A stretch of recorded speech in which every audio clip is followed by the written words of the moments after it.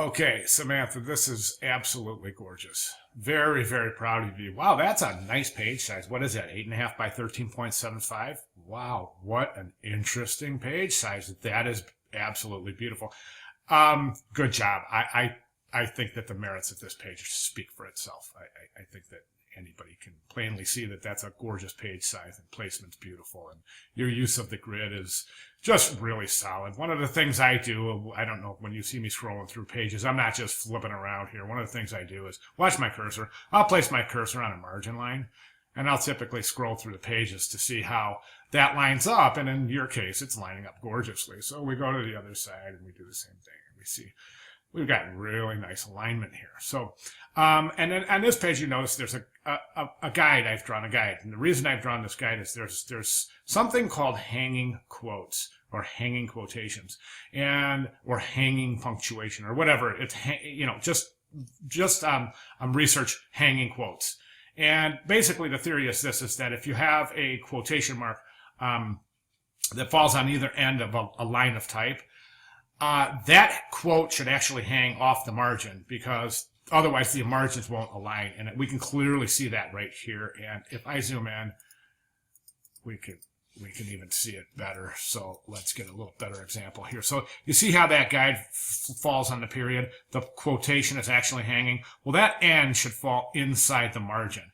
Conversely, on the other side, if your type, the next line of type would not start aligned with the quote, it would start aligned with the D. And again, hanging quotes, and you want to research that.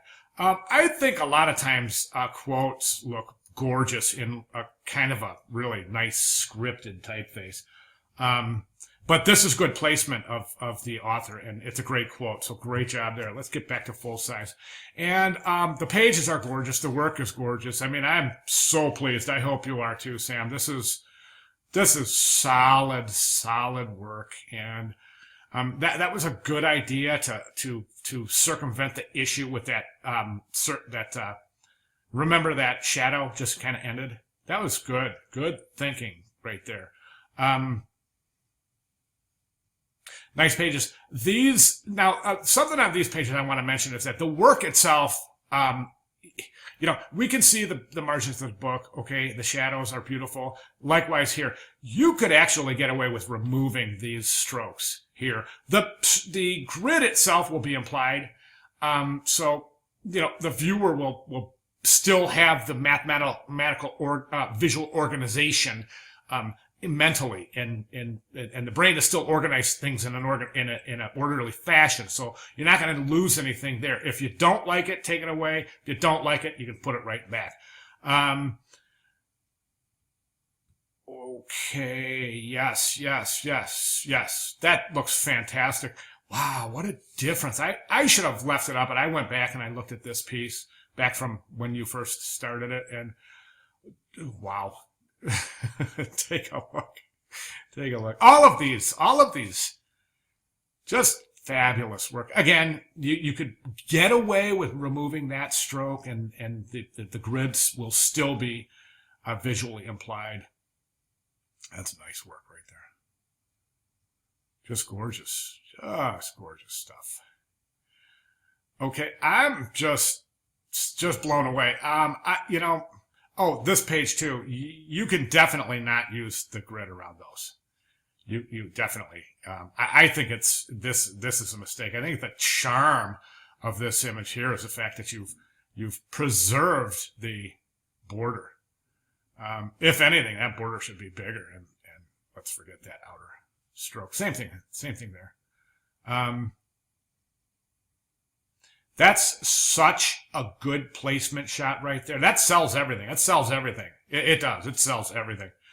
I think the one thing that we do have, and moving forward, this is not a big issue, but you haven't shown this version of the typeface here, which I would.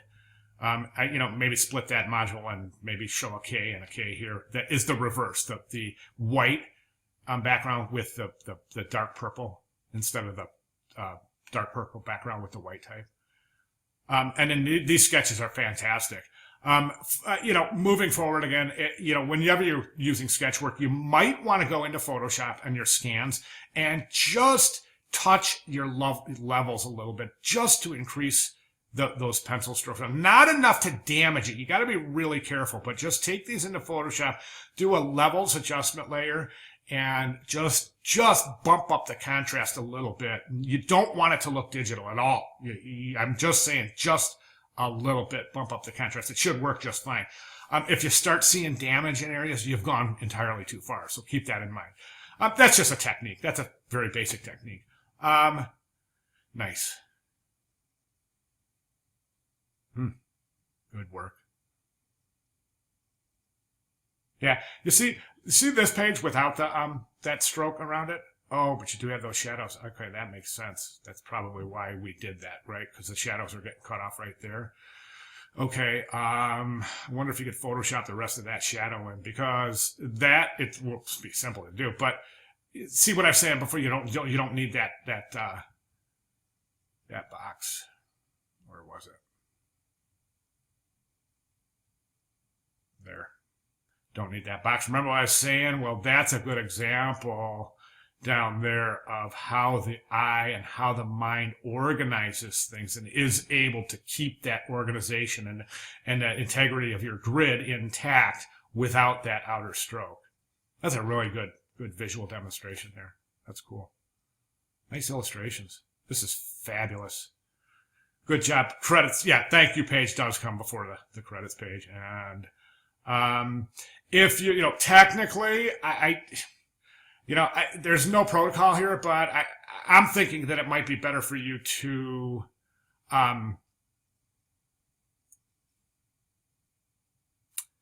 format your sources in APA, MLA, or Chicago style. And if you go to Purdue Owl, Purdue like the university, and Owl like the bird, OWL, it's Online Writing Lab. And in that, if you just look up resource formatting, APA, MLA, or Chicago are the three big ones. And if you just format, I think that it would probably be safe for you to do that as opposed to just listing the website.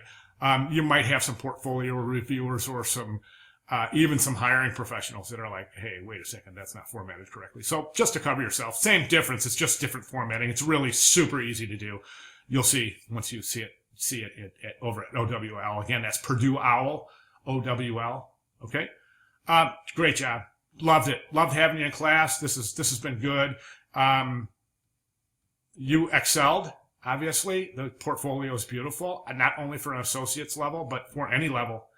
Fantastic work. Let me see. How is this? Oh, you're starting a bachelor's program next month. That's so awesome. That is fantastic. I'm going to tell you something right now. Your portfolio is good. It's going to be very, very competitive. And congratulations on starting your bachelor's and finishing your associates. So fantastic job. We're looking for good things from you. Hey, listen, I just wanted to share this with you. If you keep my contact information, feel free. If there's anything I can do for you, any future needs, keep my contact information here at the Institute, and you can get a hold of me anytime. Okay? Thank you very much. Enjoyed having you in class. Fantastic portfolio. Thank you.